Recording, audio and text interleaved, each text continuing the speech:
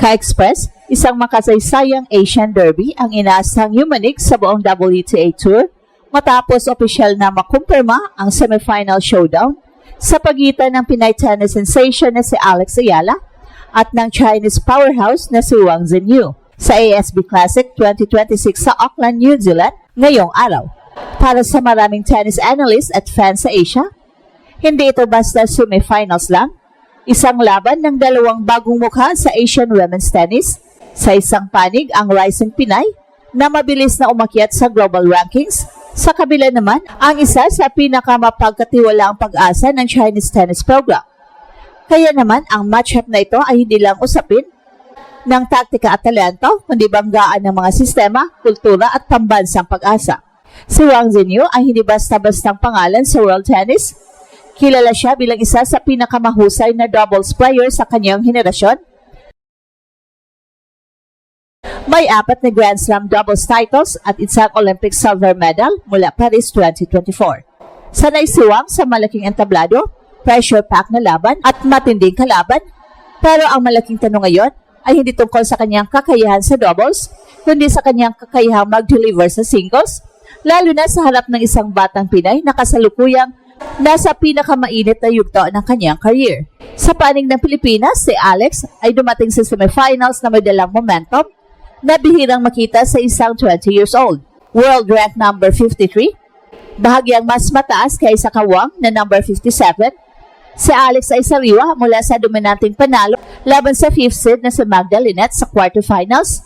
Ang larong yon ay malinaw na nagpakita ng kanyang pag-unlad sa baseline control, shot selection at mental composure, mga katangiang kritikal sa mataas na antas ng singles tennis. Ang konteksto ng laban na ito ay lalong nagpapainit sa eksena habang si Wang ay pumasok sa semifinals matapos mag-retire ang kanyang kalaban. Si Alex ay dumaan sa sunod-sunod na physical at mental na hamon laban sa mga veterano ng tour. So ibig sabihin, mas tested ang laro ni Alex sa hardcourt ng Auckland, habang may mga tanong pa rin tungkol sa match fitness at stamina ni Wang sa isang full-length singles battle. Kung titingnan ang kanilang playing styles, malinaw ang contrast. Si Wang ay may taas na halos 6 feet at may natural na bentahe sa serve at net coverage. Sa doubles, ang kanyang reach at reflexes ay lethal. Pero sa singles, iba ang hinihingi ng laro. Kailangan din ang tuloy-tuloy na lateral movement, consistent sa rally tolerance at kakayahang mag-adjust ng mag-isa sa loob ng court. So dito pumapasok ang lakas ni Alex. Bagamat mas maliit sa pangangatawan, si Alex ay kilala sa kanyang elite footwork, stamina at left-handed advantage. Ang kanyang topspin heavy forehand ay may kakaibang angulo na madalas nagpapahirap sa mga right-handed opponents. Sa hardcourt, ang ganitong uri ng bola ay pumipilit sa kalaban na gumalaw ng mas malayo at mas madalas, isang senaryong hindi ideal para sa mga matatangkad na players na masanay sa maikling puntos sa net. Isa sa mga binabantayang aspeto ng laban ay ang singles track record ni Wang sa ganitong yugto ng torneo. Sa kabila ng kanyang tagumpay sa doubles, nananatili siyang walang WTA singles title. Mas kapansin-pansin, meron siyang record na 0-8 sa hardcourt semifinals sa WTA level. So ibig sabihin, 8 beses na siyang nakarating sa ganitong sitwasyon pero hindi pa rin nakakagawa ng breakthrough. Para sa mga analyst, ito ay hindi simpleng coincidence, kundi indikasyon ng mental at physical gap sa singles competition. Well, sa kabilang banda, si Alex ay unti-unting pinapakita na kaya niyang tapusin ang mga laban kapag malapit na sa finish line.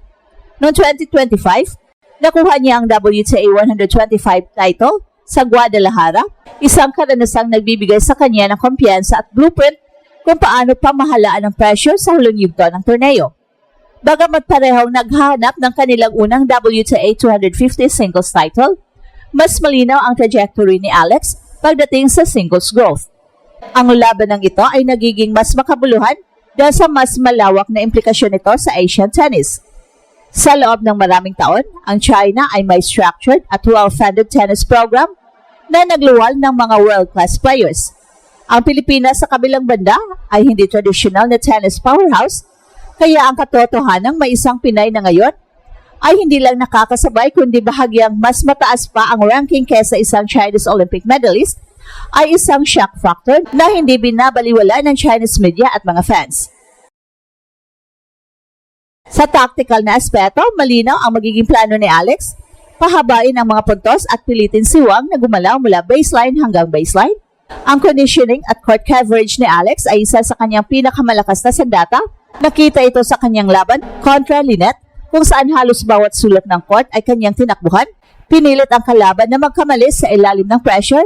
At para kay Wang na masanay sa doubles positioning, ang ganitong uri ng singles grind ay maaaring maging problema habang tumatagal ang laban. Dagdag pa rito ang left-handed serve ni Alex, isang aspeto na madalas minamaliit pero napakahalaga sa high-level tennis. Ang slice serve palabas sa court ay naglalagay kay Wang sa hindi komportabling posisyon, kadalasang nagresulta sa mahinang returns na pwede agad i-capitalize ni Alex gamit ang kanyang forehand. Sa singles, kung saan walang partner na sasalo sa depensa, bawat mahinang return ay nagiging potensyal na punto laban sa iyo. Hindi rin dapat maliitin ang mental component ng laban. Si Wang ay may bigat na inaasahan mula sa isang bansang sanay sa podium finishes at medalya. Ang bawat pagkatalo sa singles semifinals ay nagdagdag ng pressure sa kanyang paghanap ng unang titulo. Si Alex naman ay papasok na mas libre ang isip, may dalamang pambansang suporta pero wala ang parehong bigat ng expectation na dala ng isang established powerhouse system. Sa maraming pagkakataon sa sports, ang ganitong mental freedom ang nagiging edge ng underdog. Sa mas malaking larawan, ang semifinal na ito ay higit pa sa isang ticket patungong finals. Isa itong test kung handa na bang tuluyang pumasok si Alex sa elite tier ng WTA singles player. Ang panalo laban kay Wang ay magsisilbing pahayag hindi lamang sa China, kundi sa buong tennis world na ang Pilipinas ay meron ng player na kaya makipagsabayan sa pinakamahuhusay sa Asia at lampas pa rito. Para sa China, ang laban na ito ay isang moment of reckoning. Kung magtatagumpay si Wang, mapapatunayan niyang kaya niyang i-translate ang kanyang doubles pedigree sa single success. Pero kung si Alex ang manalo, ito ay magiging malinaw na senyales ng shifting balance sa Asian women's tennis. Isang senyales na ang bagong henerasyon ay handa ng hamunin ang mga lumang hierarchy. Ngayon, ang Auckland ay magiging sentro ng atensyon ng tennis fans sa Asia. Hindi lamang ito tungkol sa isang semifinal match, kundi tungkol sa direksyon ng Asian tennis sa susunod na dekada. Sa isang panig, ang karanasan at dekorasyon ni Wang Xinyu.